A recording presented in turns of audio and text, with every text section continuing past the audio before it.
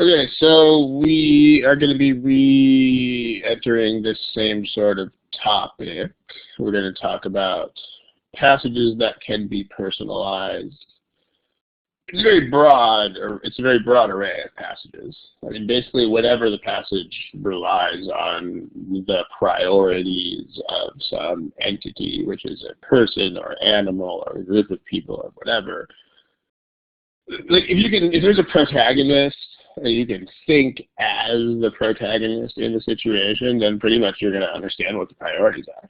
I mean, it's the same reason why stories are stories, and why stories are more interesting in general than things that are not stories, because you get it, because you get the priorities, and you get how these things impact the character and stuff like that. I mean, it's why when you tell a story, it has more meaning than just listing a bunch of observations. So, and I mean, just if you think about that, this is not a very GMAT-like example, obviously, but if you just think about the difference between saying something like, this glass object fell to the floor and broke, period, which is not a story, versus like, Josh dropped his mother's sculpture on the floor and it broke. I mean, those are technically the same, but think how many more layers of meaning there are in the second one. And like the reason why the second one means more to you is the same reason why the CR passages will instantly mean many more things if you can read them from an interested standpoint. Like, in other words, almost the worst thing you can do here is to read these objectively, which is sort of ironic if you come from, a scientific method school of thought. But the worst thing you can do is not take sides and not get involved in these things. So you'll see. As far as some bookkeeping type stuff, when we say give me a smiley face, we're talking about the faces that are underneath your name here. This means, basically it means don't put stuff like this in the chat, because the chat will get crowded very quickly. We have between 30 and 40 people chatting. That's going to get crazy. So, but underneath your name, which fortunately for you is not Ron Perlwall, you will see this emotion icon thingamajig. So smiley face, that's what that is. And then for multiple choice questions, please use the choices that appear in the same sort of place. The choices are underneath your name. You'll see just letter A there. And then when you click that, you'll be able to pick A, B, C, D, E. Those things, when we put a question on the board with multiple choices, I will wait at least a little bit to try to give everyone time to answer it, because the point is that the GMAT makes you answer all the questions. So there's no such thing as not answering a question on the GMAT. So accordingly, we shouldn't not let you answer a question here. Shouldn't be a thing. Also, make sure you click once. If you click it twice, you will unanswer the question. So if you have an answer, click it just once. If you change your answer, click the new answer just once. And then nothing beyond that. Okay. Last but not least, copyright notice. All of the questions that follow are from the GMAT prep software, the free GMAT prep software, by the way, specifically, not just the GMAT prep. There's some confusion here, but we can't use questions from the paid software. We can't do it. So GMAT has asked us specifically not to use any of the paid materials. So that's primarily the OGs, but it also includes any of the paid patches or question marks that go with, question packs that go with the software. Can use them. Okay, let's do one. Let's find a question for you to do. How about this? Remember where you find the answers to multiple choice questions. We find them there. There's no caption. There should be a caption. This is where you find the answers to multiple choice questions. All right, give it a shot.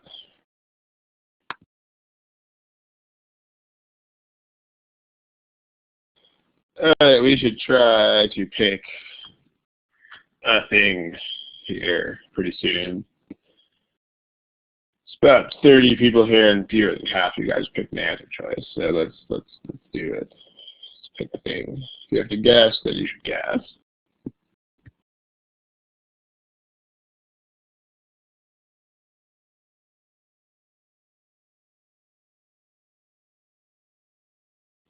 Okay. There's still a bunch of people who haven't picked an answer. If you are named Carissa or Anna or Bharat or Ryan or she picked something. Okay. There are two mostly popular answers here, which are A and C, but there are at least some people picking every choice. So let's talk about personalizing it, because, all right, first of all, what you should do, there are two things that you have to do first with these questions. I mean, it sounds kind of weird, you know, two things I have to do first. That kind of sounds like one of them should be first and one of them should be second. But meaning you don't really have to do these in any particular order, but you do have to do them before you can really process this the way that you should. The first is to figure out the point of view from which to read, which that's something. But then the other thing you should also do is to figure out what the heck the task is. So, two things to do first with these things. I mean, one of these, in other words, is what you should do first with passages that you can personalize. So, in other words, adopt a point of view if that is possible. So, if that's something you can do. The point of today's passage is that that will be something that you can do in all of them, but in general, maybe not always. But then you got to figure out what the heck you're supposed to do. Where do you figure out what you're supposed to do? Like, which part of this chunk of words? Like, where should you go first?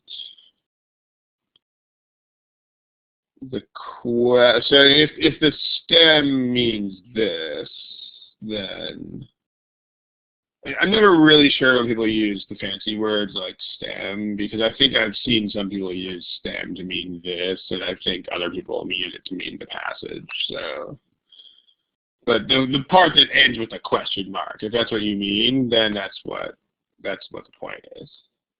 So, you know, this whole finding the conclusion thing, you know, maybe, but not necessarily, because that's less important in some instances than it is in others. So, but you want to read this first, because this is what, I mean, in other words, this should not really surprise you, but if you want to find out what you're supposed to do, then you should go look at the part where they ask you to do something. That's where you get that from. So here you're supposed to find an assumption. Now, without belaboring that particular point, there are entire study hall sessions where we go into more detail about assumptions, but the task here is find assumption, which can mean one of two things. I mean, directly, you could find it directly or you could find it indirectly. So there's two kinds of assumptions. Like, assumptions do two things if you find them directly. The first is if you notice a connection that has like a doubtful connection or dubious connection, then the speaker is just assuming that the connection is solid. Like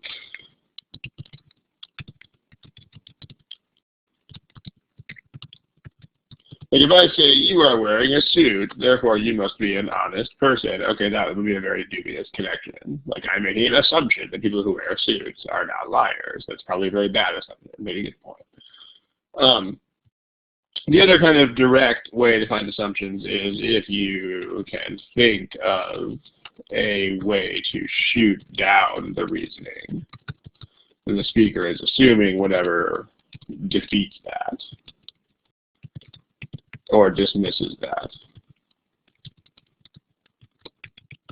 So, if I say this normally takes an hour to get to this place, so if I leave now, I will get there in an hour. I mean, okay, when I'm assuming lots of stuff. I'm assuming no traffic delays. I'm assuming no anything that will unexpectedly slow me down, that kind of thing. And then lastly, there's indirectly, which this tends to, for people who struggle with these kinds of questions at least, in my experience, this tends to be a little bit better because it's more concrete.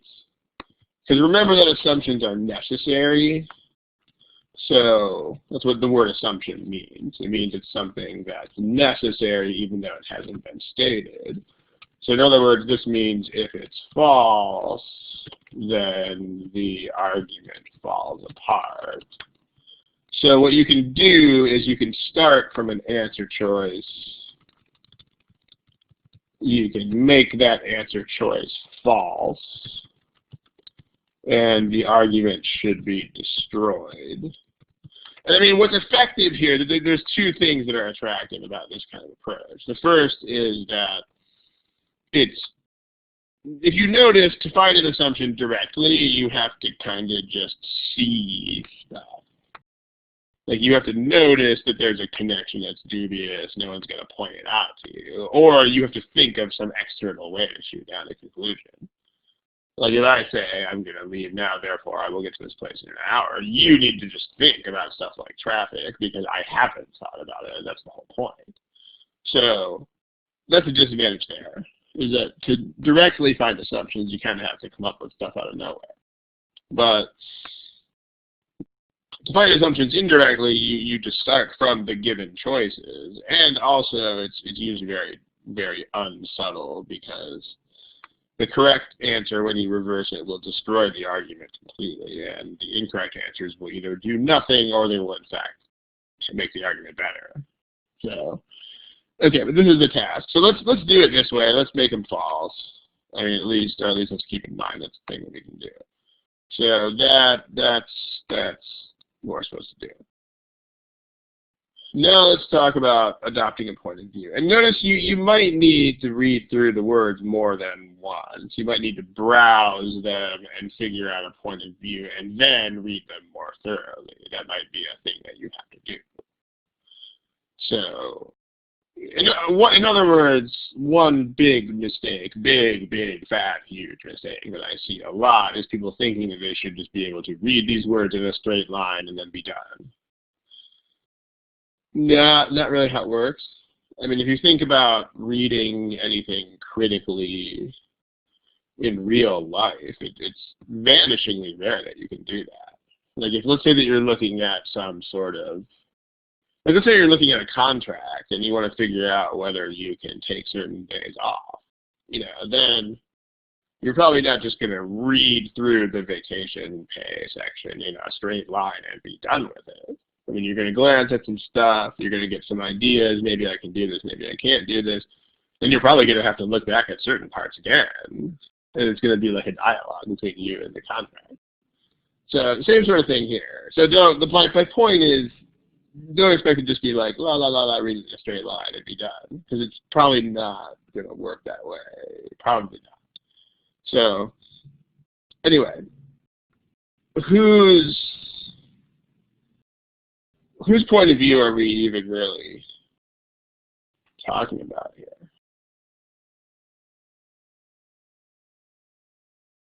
This might take a bit of thinking. So, I mean, the conclusion, let's go with let's see, Serge says we should find the conclusion. So the conclusion is this, basically. I mean, that's ultimately the point of this argument, is that, quote, information services present a more balanced picture, unquote. So what in the world does that mean to whom? Yeah, Wilson, because I mean, the point of view, if I say this is the picture that is presented, like whenever you're talking about communicating a message, and this is just sort of common sense, whenever you're talking about communicating a message, the only thing that matters in actual praxis is like the message that the person gets. Like what I mean to say is totally not the point, and what I am trying to say is not really the point either. What matters is what the person gets from it. So when we say information services present a more balanced picture, that means ultimately the consumer of the services, like the person who is watching the television or looking at the internet. That's the hot point here. Like that's what matters. So we should read this from the point of view of the people receiving the information. So you are the viewer or reader or consumer of information. So what they're saying is that they're saying ultimately that if you get information services, it means like the internet. So what they're saying is if you use the internet, you will get a more balanced picture. Like you will not get as unbalanced of a picture. Okay. So let's simplify the argument. This is just a fact. This just says you can get information on the internet now. Great. Okay. That's just background. You can sometimes, on the internet, you don't have to watch the local network news, because the local network news sometimes is biased. And instead, you can get stuff directly from news sources. That's what they're saying on the internet. On the internet, you can get the news directly rather than through intermediaries, middlemen, so to speak. So you will get a more balanced picture. I'll fix the typo. This is what the argument says. You will get a more starts with N, balanced picture. Okay. I mean, we'll talk about the negating the answer choices here in a sec. But can anybody think of an issue with this? I mean, let's think about someone who's actually browsing the internet and who is interested in things like politics. I mean, what this is saying is that you're gonna get a more balanced picture. I mean, do you have any friends who are like super politically active who are also on the internet a lot? Because if you do, you could probably see what the problem is here. We'll present. Okay, so there's the first thing, right? You need to assume that the internet is. So, like, in other words, let's look at this. Let's look at possible issues with this. So when you look at assumptions, you need to try to figure out what would shoot down this argument. So one way to shoot down the reasoning would be what I want to say that's pronounced Beishi. Maybe I'm wrong. If I'm wrong, correct me. Well, okay, cool. That's how it's pronounced. At least as close as I can get without tones. if I tried to do that would just not end well. Um, if I tried to shoot down this reasoning, one way I could shoot down this reasoning is like, what if the internet sources are unbalanced? Okay, that's basically what this sheet is saying. Okay.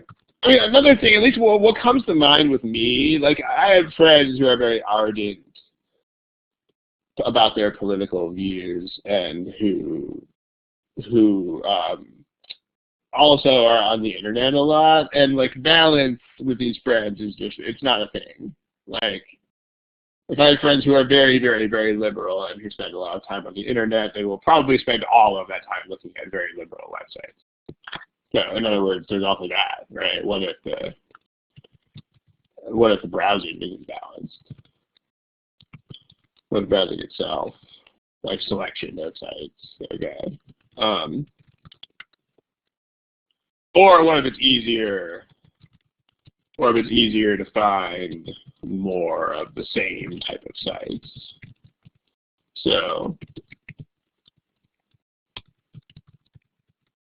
I mean, that's my first thought. I mean, my first thought is like if you were reading political websites, and even if you were really trying to get a balanced picture, I mean, you know how it is with links that lead to links that lead to other links and so on. I mean, it's very hard to suddenly find a link that leads to the other side of the issue. Like if you're reading a liberal website, you're probably going to see a whole bunch of links to other liberal websites.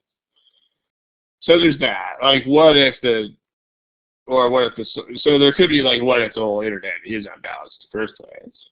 It could also be, what if the form of browsing the internet leads to lack of balance, which is kind of the same thing. Yeah, it's that, right? It's what Mark says. So, and I mean, that thought that Mark is expressing is like a very easy thought to have if you adopt this point of view. Whereas if you're trying to read this as like strict black text facts on a white screen, it's actually really hard to think about that because it's external. So you can see the disadvantage of thinking that way. Okay, so now we have answer choices. So these issues, I mean, the speaker needs to be assuming that the sources themselves are balanced. And then choose one from, so again, that's what we're talking about, right? If you just kind of think about the questions in the chat box, just kind of common sense, if you say that a more balanced picture is presented, I mean, it doesn't matter except on the receiving end, you know? Like if the writers present what they think is a more balanced picture, but then it is distorted by the time it gets to the end user, then no one cares. So the only reasonable way to interpret that statement is on the reader's point of view, because that's the only reasonable place to measure that. You know, like same thing. If I say that, I don't know, if I say like that in a certain country that the food supply that goes out is balanced, I mean, if they send out a balanced food supply, but all of the like protein foods go bad before they get to the consumers, then I guess it's not balanced. Same sort of thing, right? No one cares if if it happens to be balanced when it leaves the factory. That's not the point. The point is when it gets into the hands of the people who are going to consume it. So what if the browsing itself is not balanced? So, well, what if the internet sources are unbalanced? So we have to assume that they are. We have to assume that. Because notice that the argument didn't say this. The argument just said directly rather than through middlemen. So this has nothing to do with balance. And so we just have to assume this. That direct means balance. So that's a very, very dubious connection. Like, what? So that's, yeah, right? And then same sort of thing, we also have to assume that. We also have to assume that the browsing, in other words, we have to assume the presentation is balanced and that the browsing is balanced. We actually assume both these things. So we're assuming that both the presentation and the browsing are balanced. Okay. There. Neato. Okay. Well, if we look for that, accessible enough people as large as percentage of the public. So notice this is not what we're talking about here. Like this, the speaker is not trying to claim that these things are as universally accessible. No, nobody says that here. I mean, they just say that it is more balanced. An analogy, because this was a very popular answer choice, so maybe we need an analogy. Like, this is kind of like saying that, I don't know, some food, like, all right, the lunches at some restaurant or grocery store are more balanced than fast food. Is kind of like, I don't know. Choice A is like saying that as many people can afford those lunches as fast food. That would be nice, but that's not what we're saying. Like, even if very few people can actually afford those, doesn't damage the argument, because the argument is not about widespread consumption. The argument is just about the quality of the product. So this doesn't make any difference. This, there were one or two people who picked it, but we don't want to talk about traditional news sources. We want to talk about the internet.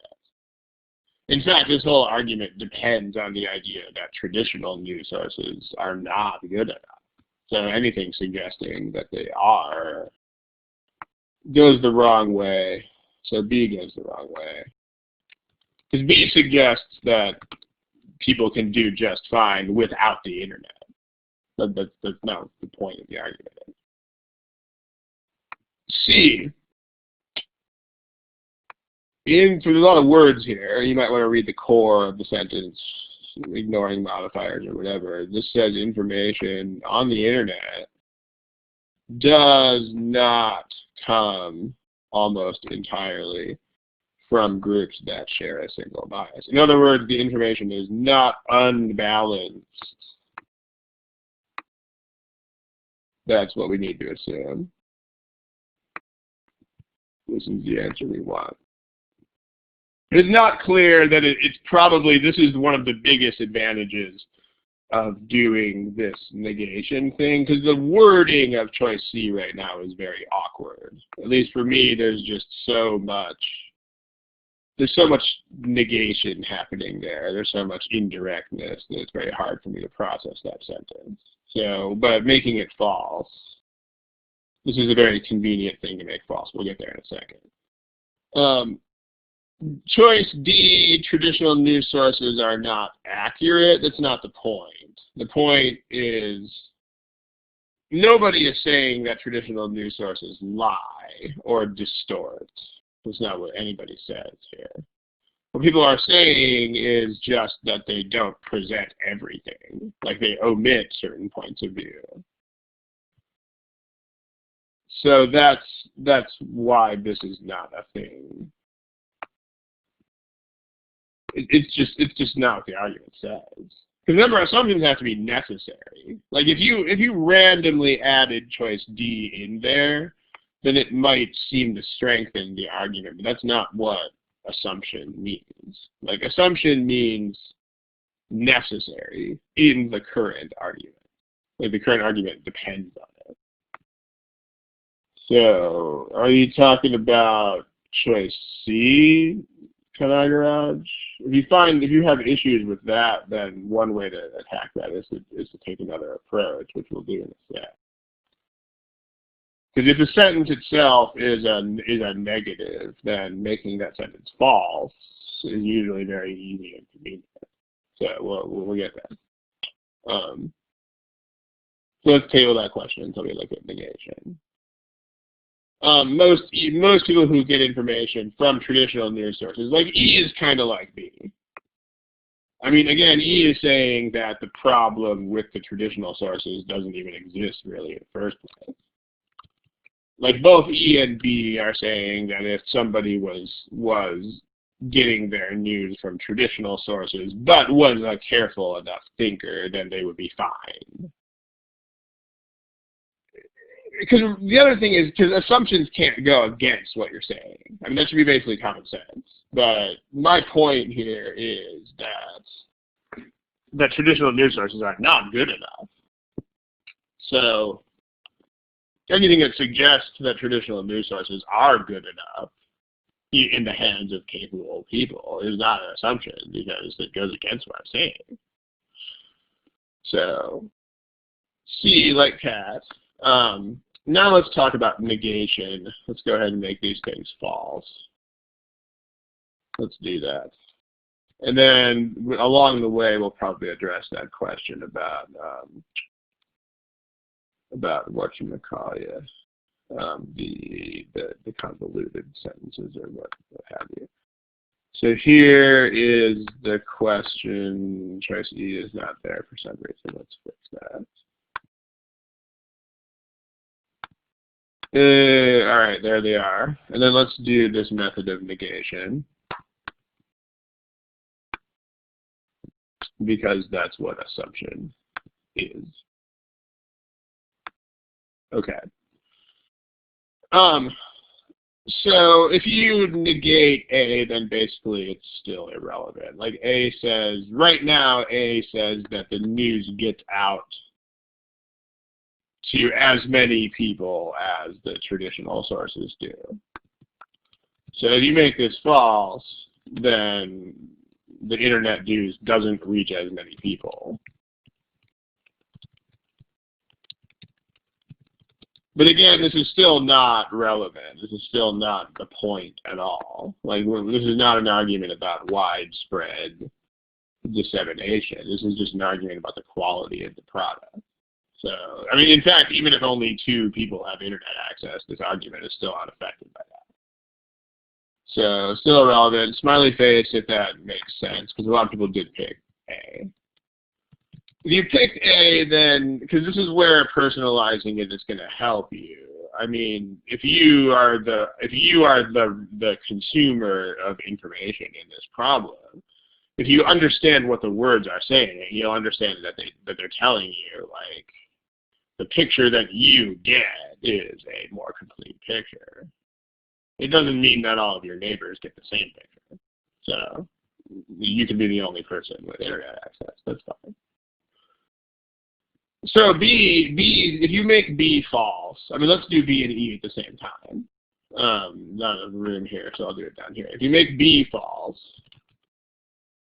right now it says people can get a thorough understanding if they just go through information from traditional sources carefully enough. So if you make that false, then that means even if people are very careful about it, they cannot get a thorough understanding from traditional news sources. I mean, if this is true, then this definitely helps the argument, because this is a very, very strong point now in favor of, wow, these people need to go on the internet. So that's the worst possible outcome. Remember, when you make these false, you're supposed to destroy the argument. You're not supposed to give additional ammunition to it. So that's bad. Same thing with choice E. If we make E false, then we get people cannot easily identify bias in traditional sources. Again, this helps the argument, because this really just cements the idea that traditional news sources are going to be unavoidably biased. If they could recognize it, they could possibly mitigate it or something, but no, not if they can't recognize it. Okay, if we make C false, so, and maybe this will answer the question that Kandagaraj asks about convoluted blah, blah, blah, blah, blah. I mean, if does not come almost entirely is false, then you get comes almost entirely. So, you know, if that's not clear, then take a shorter sentence first. Like if I say your clothes are not almost entirely made in China. If that's false, then your clothes are almost all made in China. I mean, again, you're not doing this with rules. You're just doing it with your intuition. Because actually negating statements with rules is really hard to do. It's really, really, really weirdly hard. And you shouldn't do it. You should just kind of common sense think about what it means for something to be false. So if C is false, then you get that the internet news comes almost entirely from one side of the issue, which is what shares a single bias means. Well, this is pretty clearly going to destroy the argument. Because if that's true, then this is definitely not a balanced picture. I mean, notice this is not subtle either. Like, this is one thing that's very cool about assumption problems, is that you will not just weaken an aspect of the argument. Like, when you make the assumption false, the entire argument will be totally destroyed. Like, it will just not work at all anymore. So this is definitely one.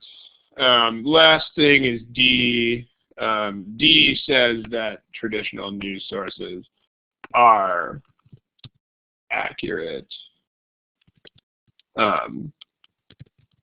Traditional news sources do report accurately.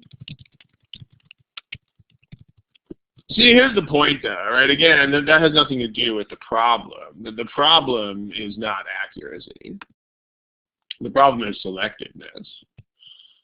So this seems like it's a point in favor of the traditional sources, but this does nothing whatsoever to address the actual issue, which is that the reporting is selective,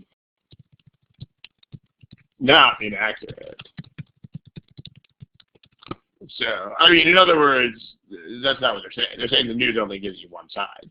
So even if that one side is extremely accurate, that's not going to help anybody. So hopefully, hopefully they deal with the convoluted sentences is addressed here. I mean, if there are too many words in the sentence, then pick out the functional part of the sentence and try to make a simpler example of it. Like if does not come almost entirely is too hard to interpret, then just pull those words out of there and put them into a simpler sentence, and you will probably find that they are easier to deal with. Okay. Other than that, I think that's good for this one. If you have questions, feel free. If not, let's grab another problem. Let's see. Let me find one. How about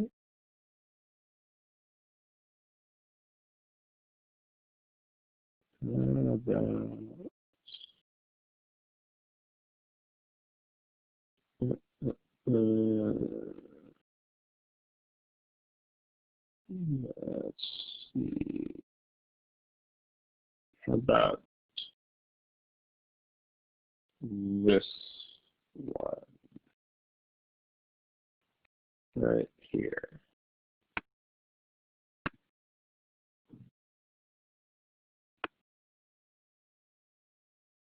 Go for it. You know where to find multiple choice answers. Those are here.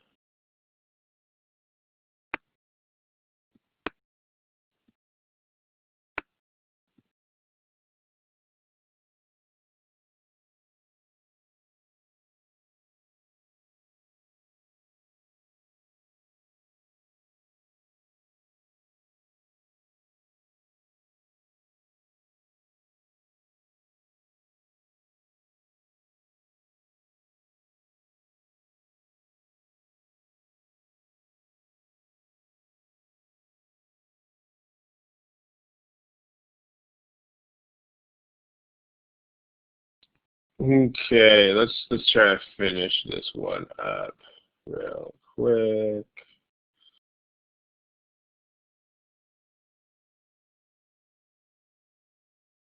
If you don't have something, then pick something. Remember also the question is a bit indirect this time. The question is actually asking you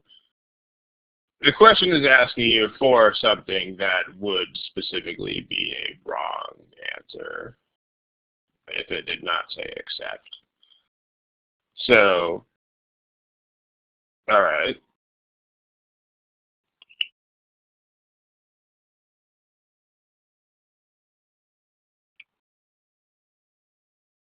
So whose point of view, let's think about this for just a sec. Whose point of view is driving this one the most?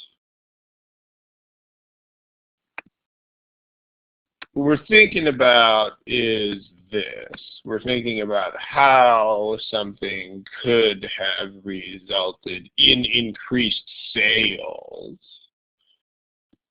So, I mean, in other words, there's a lot of words in that sentence, because if you're saying agents, then try to think, I mean, if you're saying agents, then do that for a second, and put yourself in the shoes of an agent and think about it. I mean, if you are the agent, are you thinking about what is changing your own behavior, or what are you thinking about?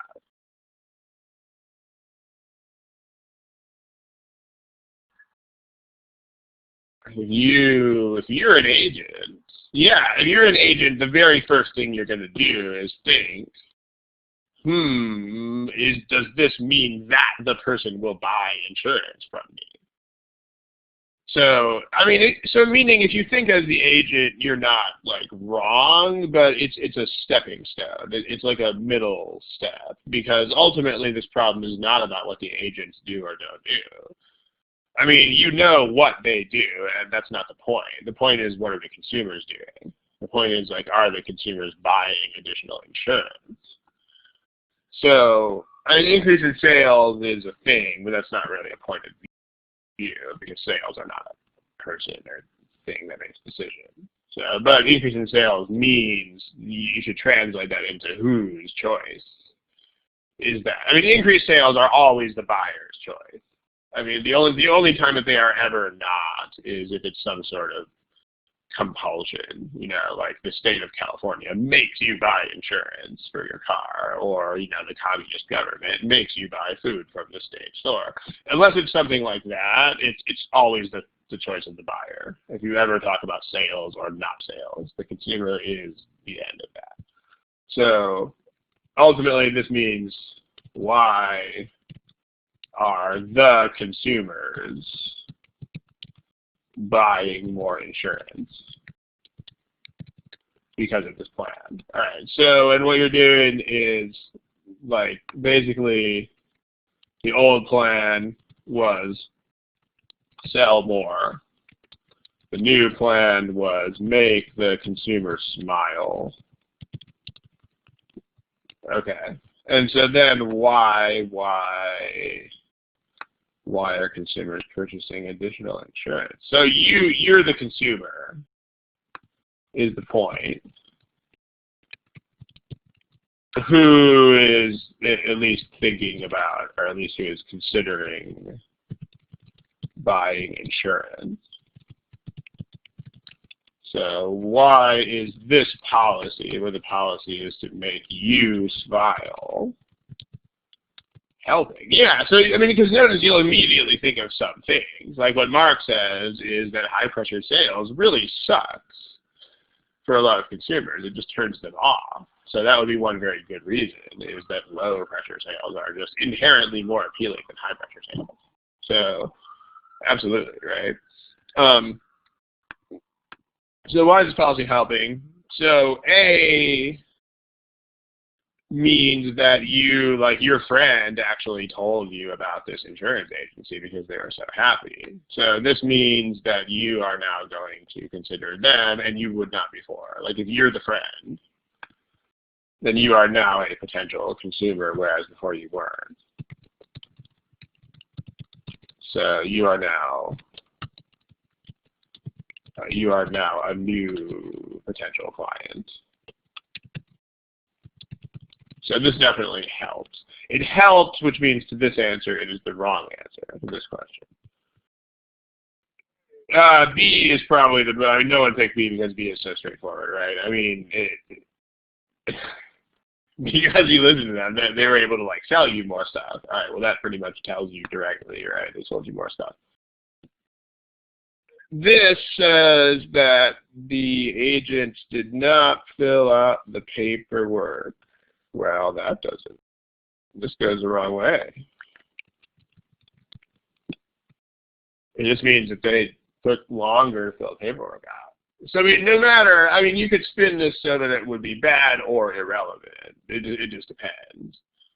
I mean, it probably doesn't really go either way because the point is the paperwork is done after you make a sale. So this doesn't really seem to have anything to do with more or fewer sales.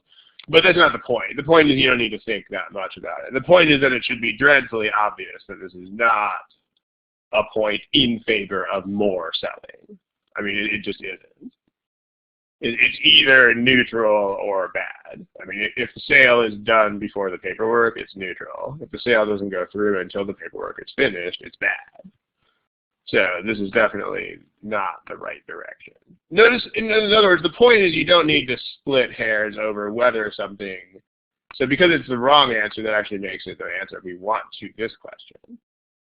I mean, the point is you don't need to split the difference between is it neutral or does it go the other way.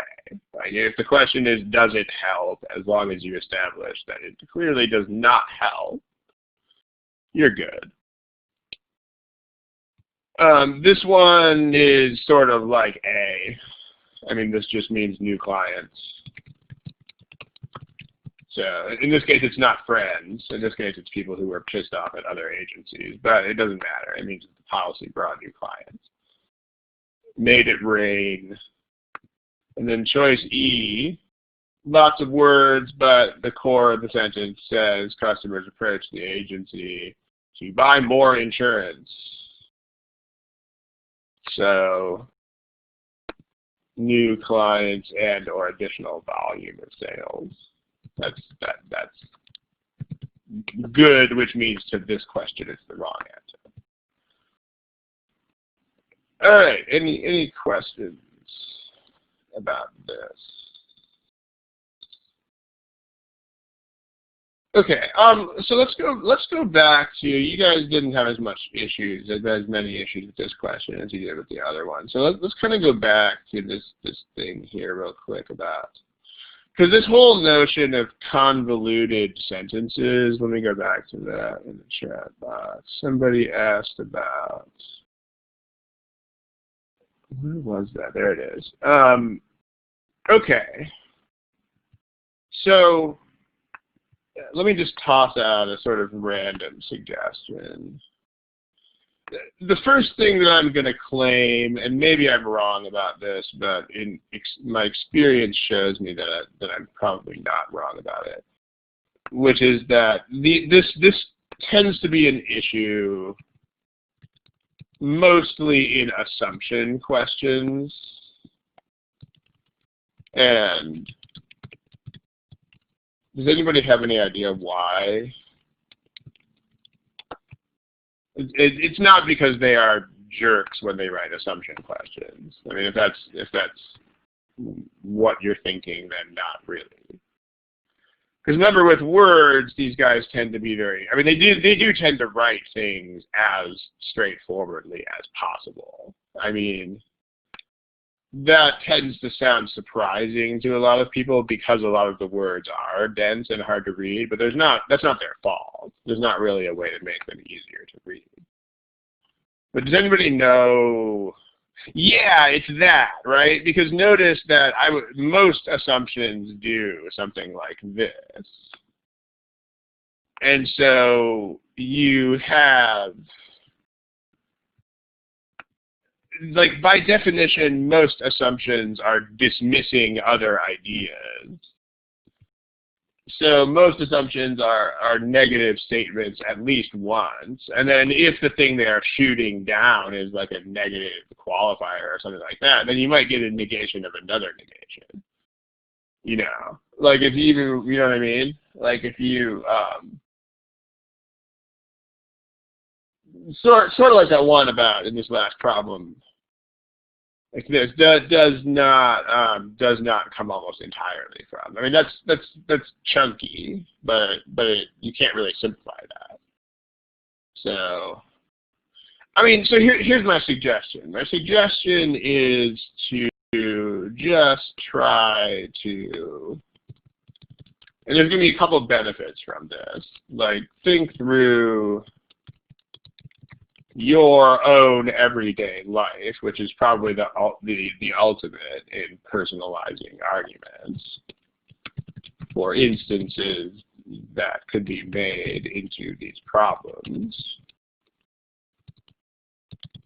then make those instances into problems.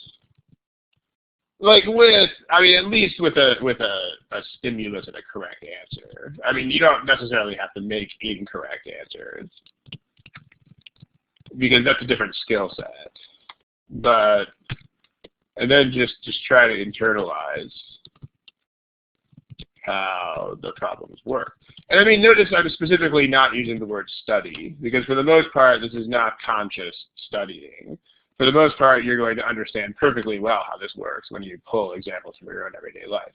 Okay, like for example, here is something. So sometimes, occasionally,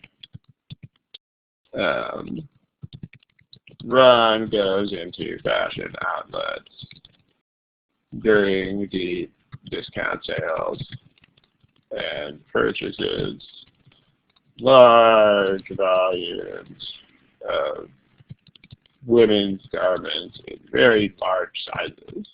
Therefore, either Ron is purchasing these garments for his friends, for friends who wear large sizes, or else he must be accumulating costumes for theatrical productions. Okay, and the question is, what is the assumption? All right, so notice, all right, here's the deal, right? I actually sometimes do go into fashion outlets and buy large amounts of women's clothing in big sizes. Now, we're going to talk about why that is in a second, but there's a couple of insights. So one of the benefits that you can get is to realize how the arguments are built. Like, this turns out to be not true, which is why this is a critical reasoning question in the first place. But if you think about, where does this come from? Well, so it's not true. You'll see, I mean, we'll explain it in a second. But this is what the cashier probably thinks as they ring up the purchase. So notice that, like, this sort of insight is helpful because it helps you understand, like, where are they getting the statements in these things. So, like, because in an assumption question, you're pretty much thinking about why the conclusion might be wrong, and so you can personalize this as well. Somebody might reasonably think that, but no. Okay, and then the way I would write a correct answer to this question. So yeah, or you could also that, right? If I were wearing these things or reselling them, that's also that would also be. I mean, that actually turns out not to be the right answer because of what Ron literally does, but that would also be a correct answer if it were there. But here is what actually is the correct answer.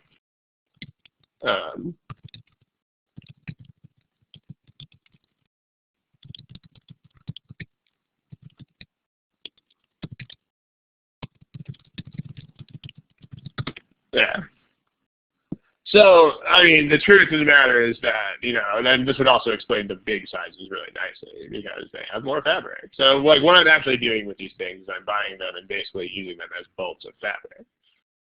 So, but the assumption, and notice that the cashier doesn't have to think about this, and in fact, it is pretty much 100% likely that the cashier would never think about this. But that's the point with assumptions, is a lot of assumptions are things that the person is not thinking about at all, and that's what makes them assumptions. So if you negate this, and notice that also if you consider the reselling thing, so let's add the word primarily into there. So this would allow, so this addresses two things. This makes the sentence more convoluted in general. But also because maybe I'm buying a few of these things for resale. But if you negate this, Ron primarily is buying these things. Ron is buying this stuff primarily to, cut it apart and make other things. So notice that there's like another thing that helps you understand how these problems are built. Because in reality, this is how you make the problem. I mean, the answer choice is actually the negation of the reality. But then how the problem is solved, obviously you're going in the other direction because you have to negate this. And so, and now you understand why the answer choices are so weird looking, because they're not really things. Like they are things that you get by negating things that are actually things. So, and I mean, this is all total common sense if you are using an example from your everyday life. I mean, this is not your life, this is mine. But the point is, I'm sure that if you just think about, because, I mean, here's the most important part. I would say the most important part of all of this is that right there. Because this is where you learn to make assumption questions in general. Like this is the origin of the question. Is here is a thing, and then people reasonably think that it means one thing, and they are not totally crazy in thinking that, but they are wrong. So in other words, you can learn where these situations come from. Like in the case of assumptions, that's what we learned here. We learned that we have some situation. There's a situation.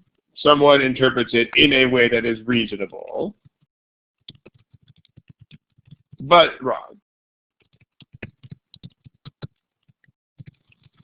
And I mean, because I'm sure that you have a ton of situations like this every single day, perhaps even every hour of every day in your life.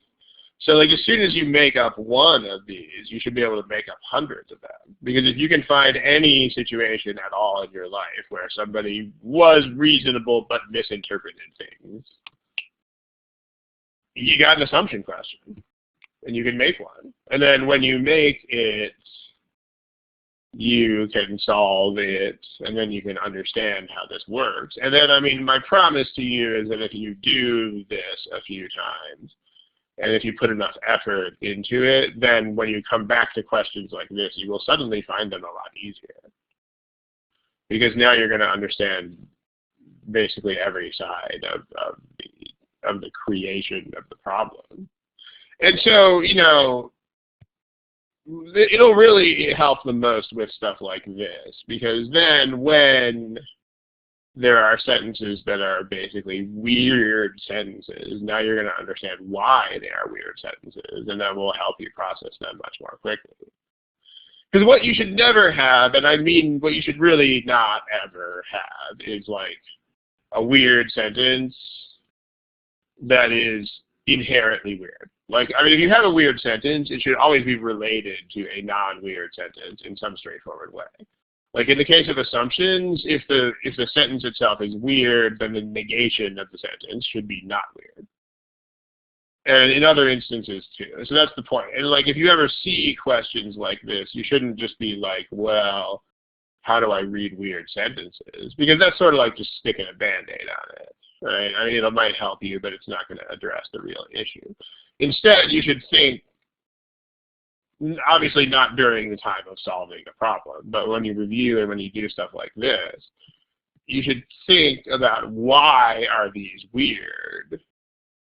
Because if you can really get to the base of that, then you're going to have some insight that will help you solve all of these. And I mean, before you do that, you also have to absolutely eradicate every thought you might have of these are weird because they are tricking me.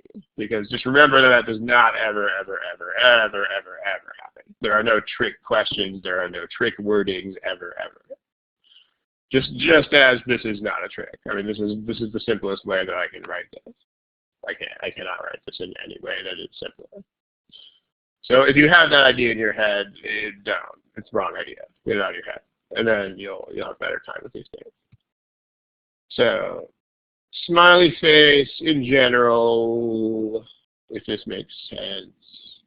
I mean, if I have the job of writing an assumption problem, this is also the whole process behind it. You know, because I have to think of something that would make an assumption problem. So it's like, well, what is a situation that people could misinterpret? There it is. That's how you make these things. So, not genius, but, yeah, it is what it is. All right, let's take a look at another problem. How about, let's see.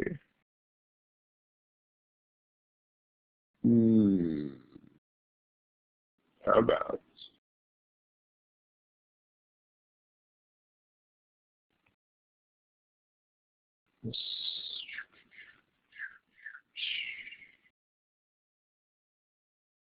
how about this one?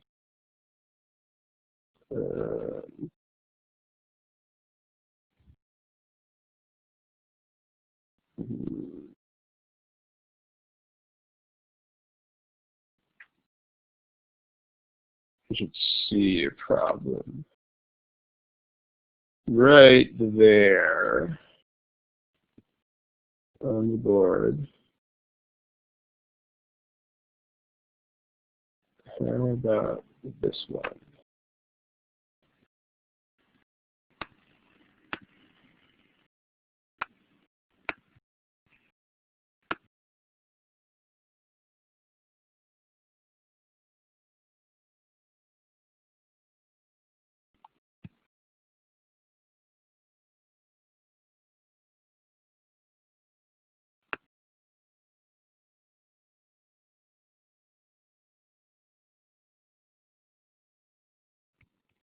And remember, whenever you are talking about that, you know whose point of view is king.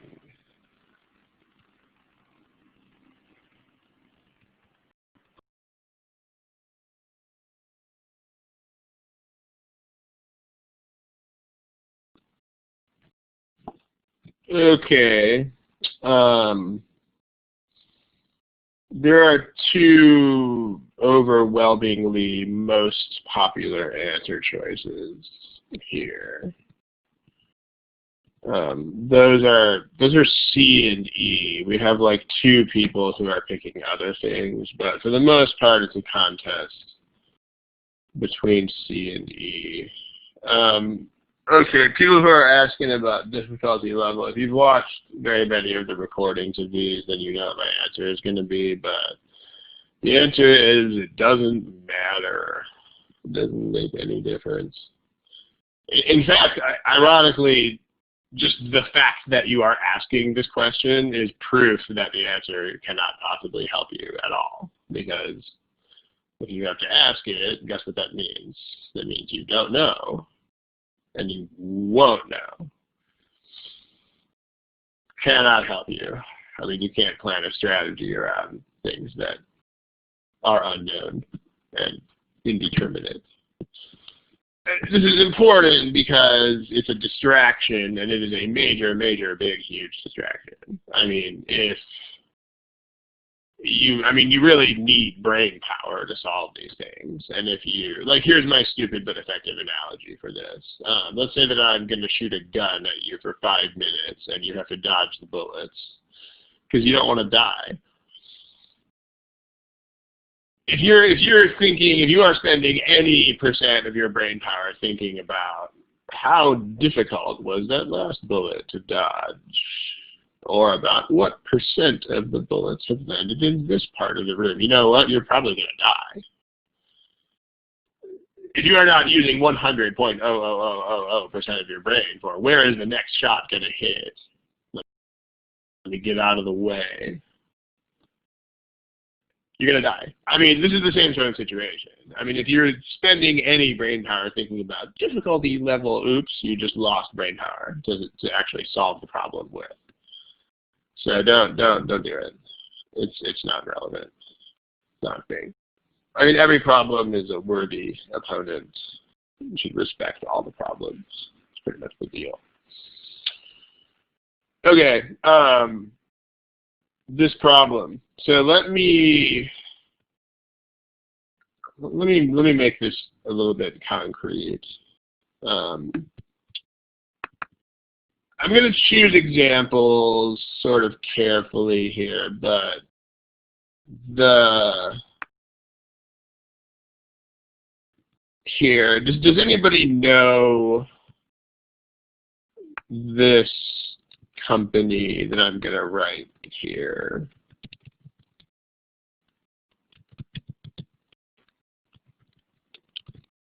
Does anybody know what that company makes?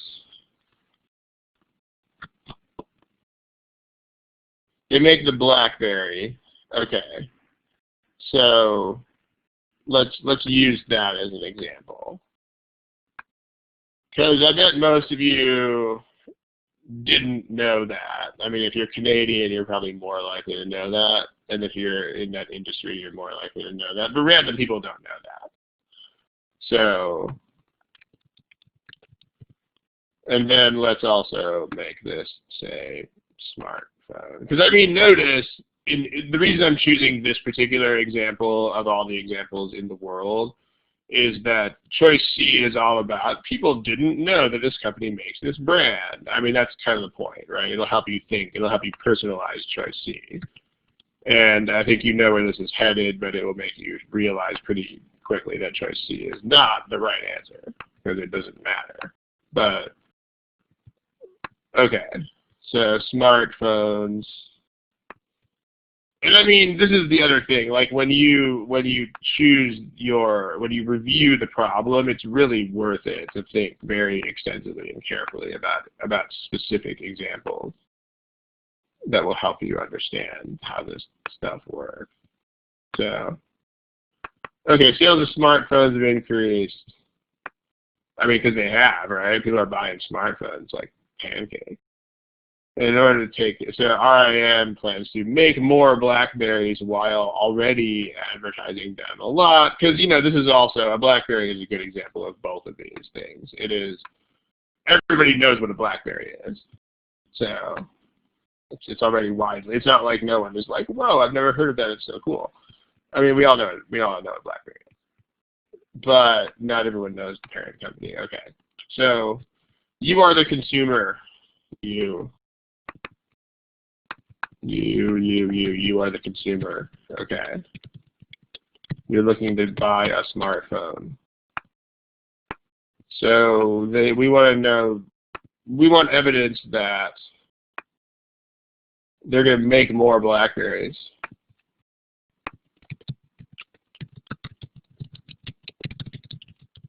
And we want evidence that you will just shrug your shoulders and say, eh.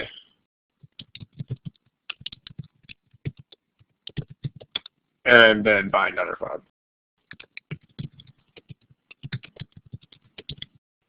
Okay. That's what we want. Well, we want evidence that you will not care. That this will not push you to go purchase a BlackBerry. Okay.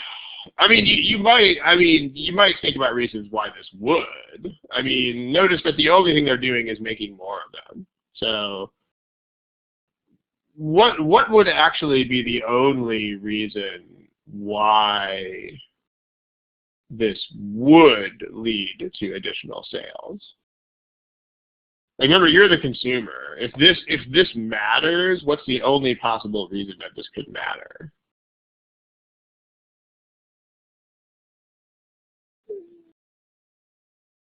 Well, it doesn't say lower prices unless they say that, though. I mean, you can't you can't assume that additional production will lead to lower prices. Yeah, it's only if the inventory is all out. I mean, additional production leads to lower production costs, but that is not guaranteed to trickle down. I mean, guys, if they make more iPhone 6s, that is definitely not going to lower the price of the iPhone 6. I mean, think about it for a second. That's how commerce works. The only reason this would directly matter to you is if there are not enough of these to go around. Like, that is the only way this could possibly help. So, that. Like, otherwise this will not matter. Like, unless there are not enough of them. Like, unless these keep selling out, this is irrelevant.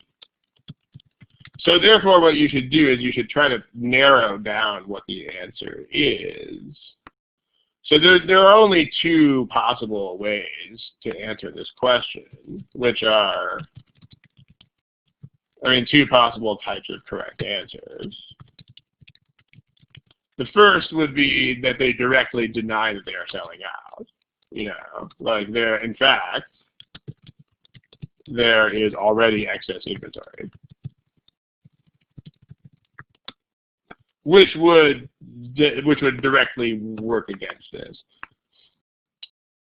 Otherwise, if it's that, this doesn't matter for any other reason. So otherwise, it would just be like some other thing that shows your consumer lack of consumer interest in general.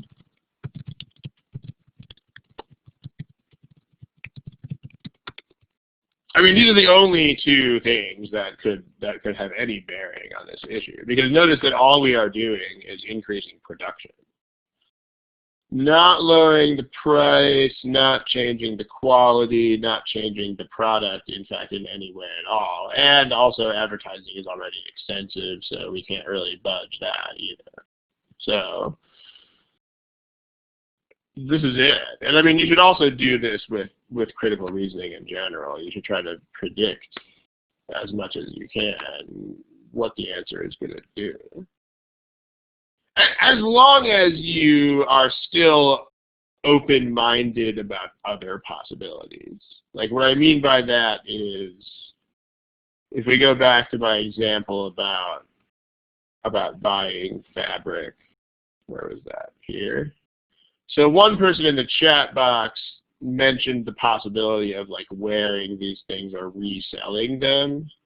That's a good prediction, although it turns out not to actually be what is the truth. So the point is, if you would have all of your mental energy invested in that one possibility, then there might be a danger in making predictions.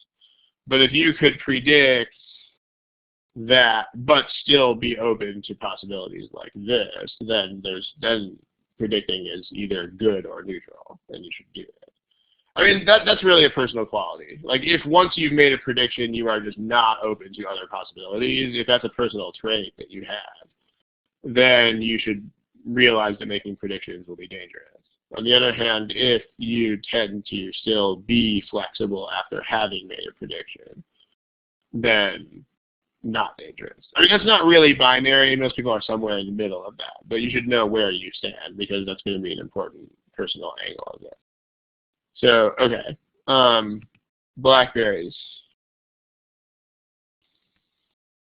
A says their share of all smartphone sales has gone down. That's fine. That doesn't tell us anything.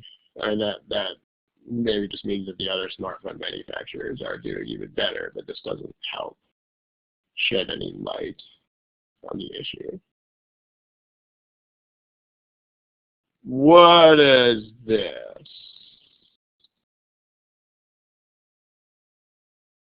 Inventory awaiting shipment has declined.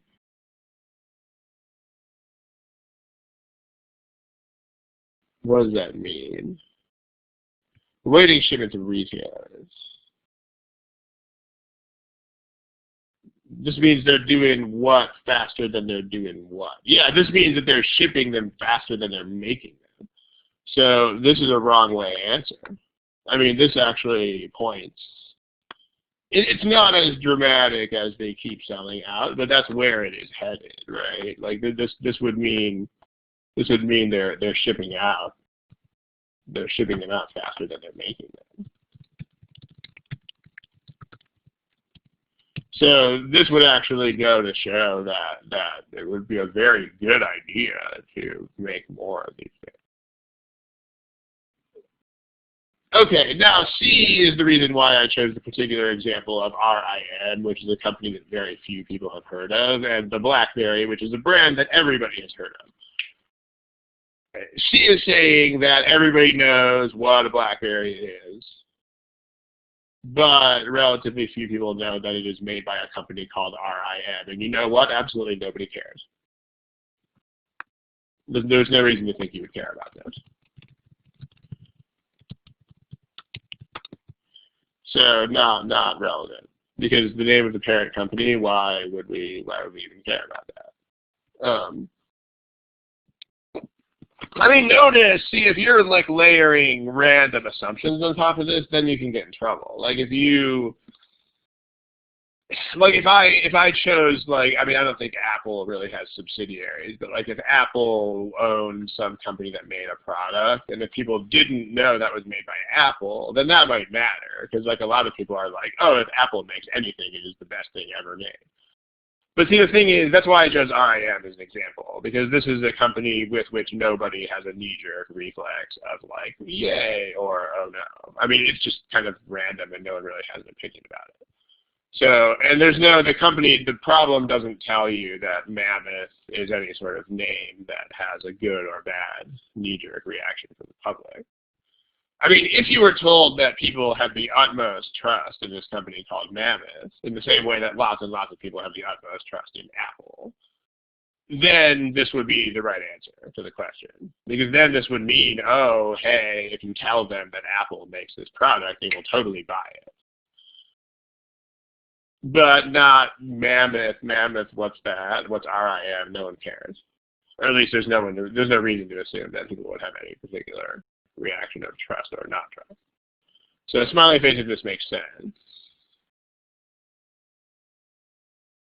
And if you, especially if you picked C, and if this is really obvious to you now that I've chosen RIM and BlackBerry, then that's what you have to do when you study these problems. You have to just sit there with them and try to think of a real life analogy for it. And if not, walk away from it for a day or two and then walk back.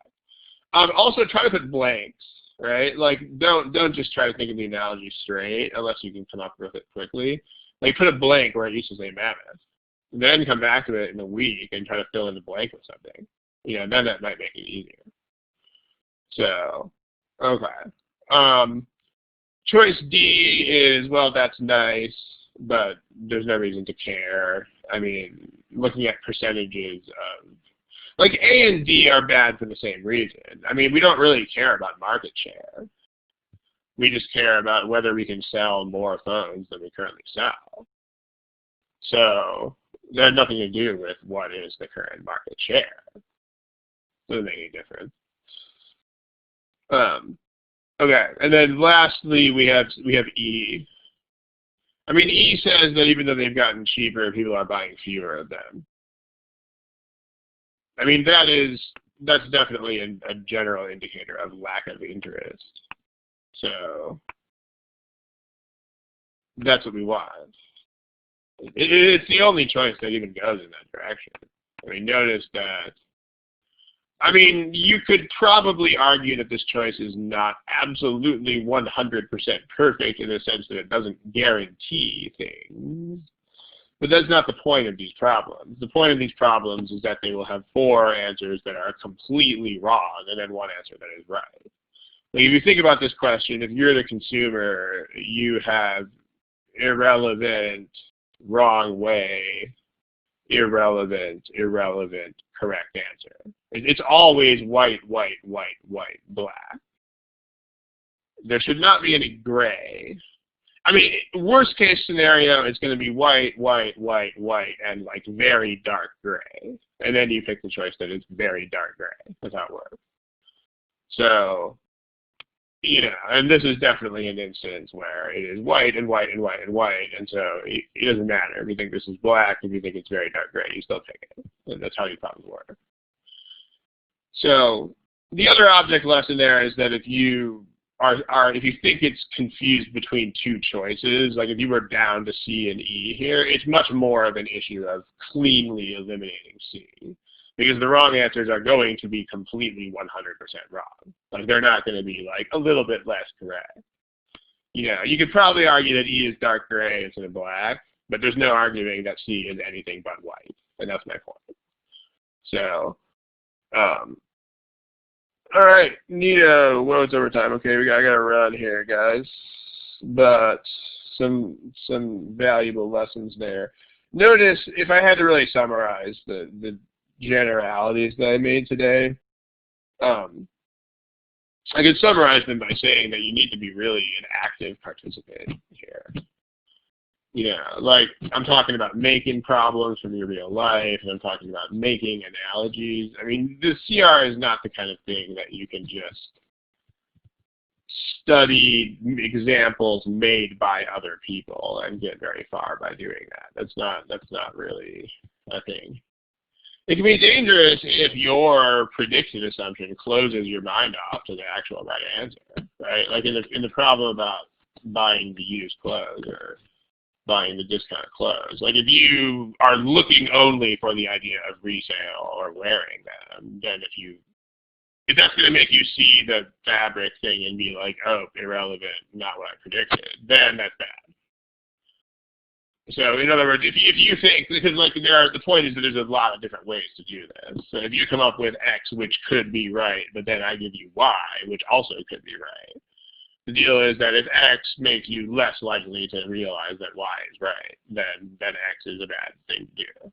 But if you can predict X and still realize that Y also helps, then fine, is the deal.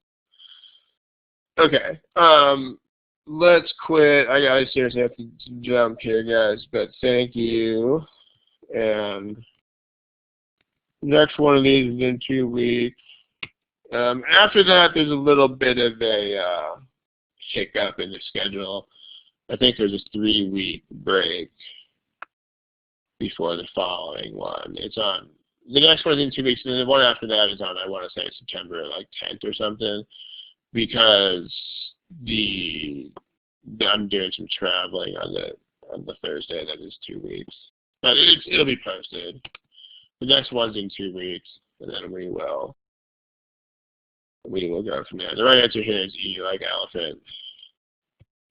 Okay. Because E, like elephant, is some other thing that shows lack of interest in general. All right.